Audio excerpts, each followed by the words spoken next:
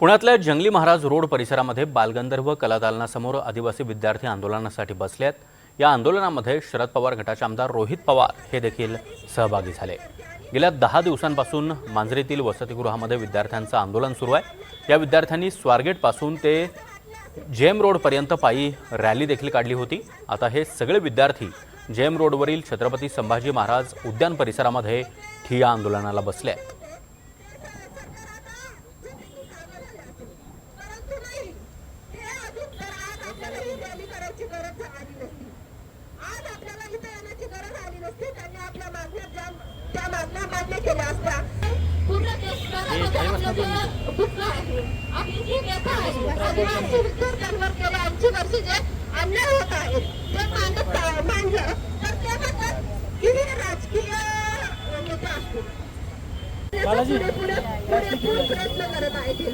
म्हणजे एकीकडे बोगस भरायचे असं वाढत चाललेलं आहे। जसं भारत देश स्वतंत्र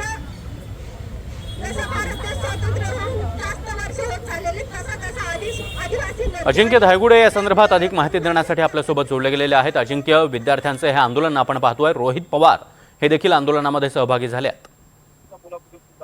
सागर अगदी बरोबर आहे। पुण्यातील मांजरीमध्ये गेल्या 10 दिवसापासून आदिवासी विद्यार्थी आमरण उपोषण आंदोलन करतायत। ज्या विद्यार्थ्यांच्या मागण्या आहेत त्या मान्य करण्यासाठी हे सगळं उपोषण सुरू आहे। त्या विद्यार्थ्यांची तब्येत देखील मोठ्या प्रमाणात खालावलेली आहे। मांजरी येथे जे विद्यार्थी उपोषण करतायत त्या विद्यार्थ्यांची भेट घेऊन आता रोहित पवार पुणे शहरात जंगली महाराज रस्त्यावर सध्या आदिवासी विद्यार्थ्यांनी ठिय्या मांडलेला आहे। आज सकाळी सारसबाग चौकापासून या विद्यार्थ्यांनी मोर्चा काढला आणि सध्या हे सगळे विद्यार्थी जंगली महाराज रस्त्याच्या शेजारी बसून आहे। त्यांना भेटण्यासाठी सध्या रोहित पवार आलेले आहेत आणि त्या विद्यार्थ्यांना मार्गदर्शन देखील सध्या रोहित पवार करत असल्याचं आपल्याला पाहायला मिळतंय।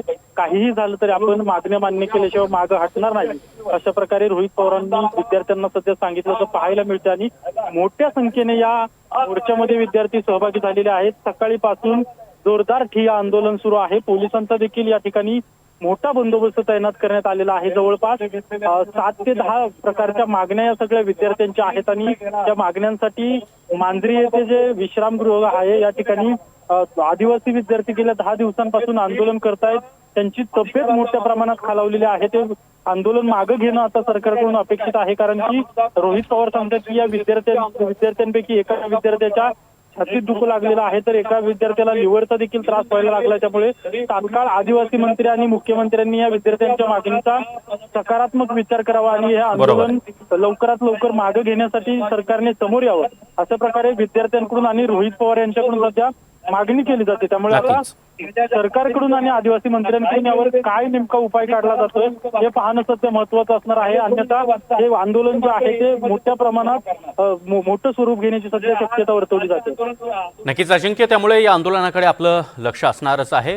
वेळोवेळी ताजे अपडेट्स आम्ही तुमच्याकडून घेत राहू। धन्यवाद या माहितीसाठी।